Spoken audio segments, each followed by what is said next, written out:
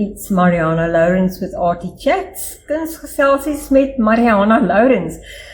And I'm so excited because I'm here with my younger, old friend, because we have been friends ever since you've come to South Africa, I remember. And we're very close, although we don't see each other enough. But there's something exciting in the pipeline because, of course, Rose is with Impact Society, the Performing Arts. And I always just explain it used to be GNS, which used to be Gilbert and Sullivan, and but yes, we've been around for a while. So you go further about the society and about the dream dance. Okay, well, such an exciting project. With regard to Impact, we were the Port Elizabeth Gilbert and Sullivan Society since 1932, and everybody called us GNS, and everybody knew who that was. And given that we had Port Elizabeth and Gilbert and Sullivan in our name, it got to the point where I don't think many people actually knew what that was anymore. But we looked at what we were doing, and we were really making an impact. We were helping change people's lives, particularly the young people. We're giving people such great opportunities. So Impact Community Theatre seemed like a much better name for us. Yes. And we launched that in May last year. So this is a really exciting project. It's actually a little bit older than Impact. I was just telling the story of how during COVID, and I can't say exactly when because none of us knows exactly when anything happened during COVID, I watched a video. And it was the New York City Ballet doing a dance class with children with really profound disabilities, some of them could barely move. And to see the joy on these children's faces and to see how much they were soaking it up and just craving that way to express themselves and they, watching themselves in a mirror actually dancing. And I bawled like a baby for about half an hour. It was just one of the most moving things I'd ever seen. And I thought, wow, well, we've got a huge dance community here in Pierre. We have wonderful dance teachers. We have so many people that would really love to be part of something like this. So when the municipality called for funding applications, I just put it in. I thought, let's take a chance. And I called it the Dream Dance Project because I think that, I had a dream of being a dancer when I was young, which didn't happen. Probably a good thing because I have 2 left feet. So, but I think for these children, it is a dream, and maybe one that they never thought they'd be able to see come true.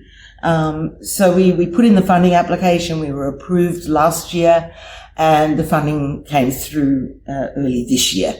And we have Donna working on the project, heading things up, and she's doing an amazing job getting our beautiful branding done and liaising with all the care centres and, of course, our medical professionals. So I'm really excited about this project. I can't wait to see the classes begin and to see it all come together because we will have a lovely showcase at the end, which will be open to the public. So it gets you emotionally because I think last night there was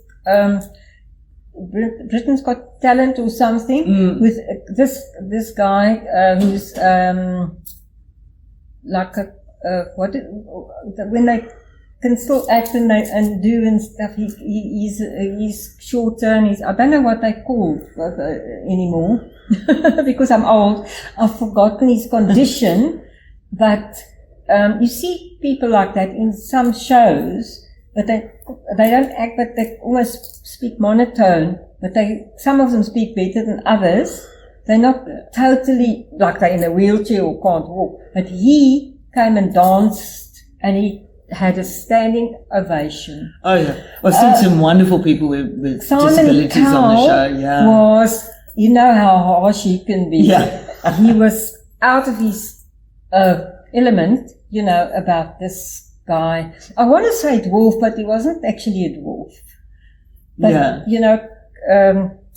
I forgot the condition. There was a lovely husband and wife that are blind, and then there was, of course, I think his name is Musa, the young South African man who lost both his legs and dances with his crutches. And gee whiz, he could dance me under the table. Absolutely. and people, a whole choir of kids with Down syndrome, and to see the ability. That is what he had. Oh, look, and people with Downs have been involved in the arts. I mean, I remember a TV show in Australia years ago, where it was about a home, where it was like a group home for young adults with disabilities, and all the actors had, one had spina bifida, one had MS, I think, and there was somebody with Down syndrome. And to watch these kids, they perform. So it's sort of it's like they've been squashed in a box, and we want to take the lid off the box and just show everybody what they can do. Yes. But quite aside from that, also just to give them the experience, because they don't get to go to dance classes and drama classes and all of those things that we maybe take for granted. But our time is up, I think. You and I, we talk too much, but they must watch the space, and they can contact Donna, because I'm going to give her number, 072 908 9770. I'm going to repeat that, 072 908 9770, and she will be able to point them in the right direction. There's going to definitely more of this news coming, because it's an amazing and they can also follow on our social media. So we have Facebook and Instagram. And it'll be under what, Dream Dance? Impact Community Theatre. We'll be posting on our Impact page all the news about the Dream Dance project. But they can watch out for Dream Dance, and then they know what it's about. That's right. It's therapeutic. It's everything. Yes, absolutely. Creative and therapeutic and healing, so many wonderful things. Thank you so much, Rose.